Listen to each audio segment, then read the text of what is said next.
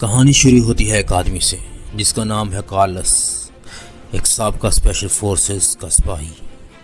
یہ آدمی عام نہیں، یہ وہ بندہ ہے جس نے جنگیں دیکھی ہیں، موت کو قریب سے دیکھا ہے، لیکن اب وہ سب کچھ چھوڑ چکا ہے۔ اب وہ اپنی بیوی کے ساتھ ایک پرسکون زندگی گزار رہا ہے، ایک چھوٹے سے گھر میں دور شور شرابے سے۔ یہ وہ لمحہ ہوتا ہے جہاں سب کچھ ٹھیک لگتا ہے، اور یہی وہ وقت ہوتا ہے جب قسمت وار کرتی ہے۔ ایک رات اچانک کچھ گڑبڑ دکھائی دیتی ہے، گھر پر حملہ ہو جاتا ہے۔ نامعلوم لوگ، ماسک پہنے ہوئے پروفیشنل قاتل۔ کارلس کچھ سمجھ پاتا اس سے پہلے اس کی بیوی کا گلا کاٹ دیا جاتا ہے اور اس کو مار دیا جاتا ہے۔ وہ چیختا ہے لیکن دیر ہو چکی ہوتی ہے، وہ خود بھی زخمی ہو جاتا ہے۔ یہ کوئی عام حملہ نہیں بلکہ ایک پلانٹڈ اٹیک تھا۔ کارلس اس حملہ آور سے فائٹ کرتا ہے اور اپنے آپ کو بچانا چاہتا ہے۔ اس دوران کارلس بھی زخمی ہو جاتا ہے۔ قاتل سب کچھ جانتے تھے، وہ سیدھا کارلس کو مارنے آئے تھے، لیکن کارلس مرنے سے بچ جاتا ہے۔ مگر اس کی دنیا ختم ہو چکی ہوتی ہے، اس کی بیوی، اس کی زندگی، سب ختم۔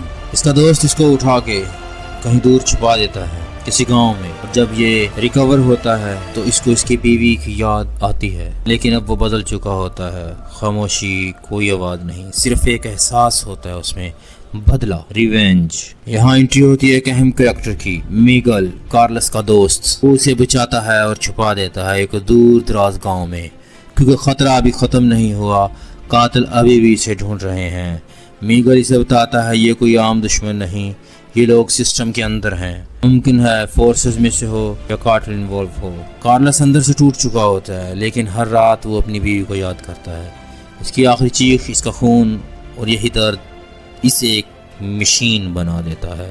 وہ خود کو دوبارہ ٹرین کرتا ہے، اپنے آپ کو مینٹلی تیار کرتا ہے، مقصد صرف ایک ہوتا ہے، بدلہ۔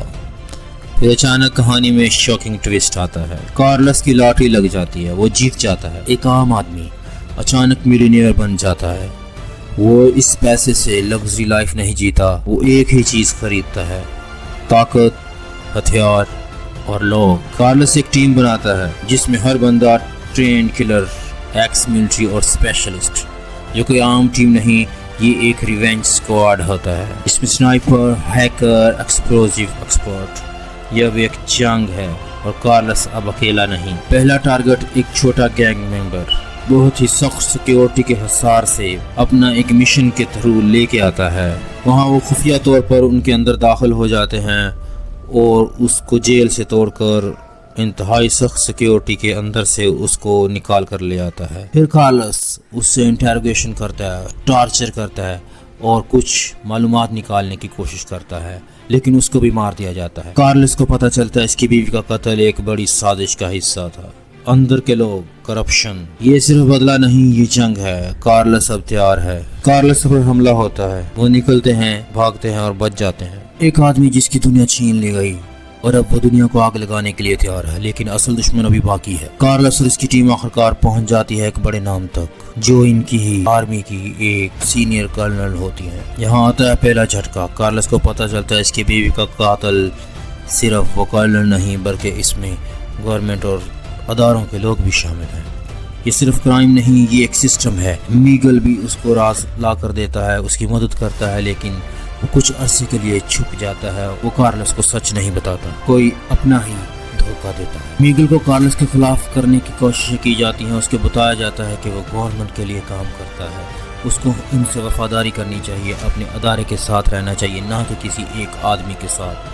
لیکن میگل کہتا ہے میں اپنے کیپٹن کا ساتھ دوں گا۔ کارلس کے کچھ ساتھی مارے جاتے ہیں تو وہ مکمل طور پر ٹوٹ جاتا ہے، لیکن کچھ ٹوٹ کر ختم ہو جاتے ہیں اور کچھ ٹوٹ کر خطرناک بن جاتے ہیں۔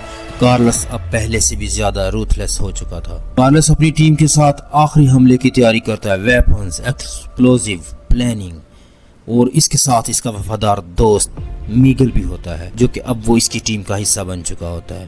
یہ کوئی مشن نہیں، یہ آخری جنگ ہے۔ ٹارگٹ ہوتا ہے کرنل اور دوسرا اس کا جو ساتھی ہوتا ہے۔ وہ جاتے ہیں قاتل کی مین بیس پر، جہاں وہ کرنل اور اس کے کرپٹ آفیسرز موجود ہوتے ہیں۔ پورا بیس جنگ کا میدان بن جاتا ہے، ایکسپلوژن، گن فائٹ۔ کارلس ایک ایک کر کے دشمن کو ختم کرتا ہے۔ میگل بھی اس کے ساتھ اس لڑائی میں خوب کردار ادا کرتا ہے، ہر گولی، ہر وار بدلے کی آگ سے بھرا ہوا۔ کارلس سامنے ہوتا ہے کرنل کے، کرنل جو کہتے ہیں یہ دنیا ایسی ہے، یا تم مارو یا تم مرو۔ کارلس خاموشی سے سنتا ہے اور پھر فائٹ ہوتی ہے۔ ہیلن بتاتی ہے کارلس کی بیوی اصل ٹارگٹ نہیں تھی، اصل ٹارگٹ کارلس خود تھا۔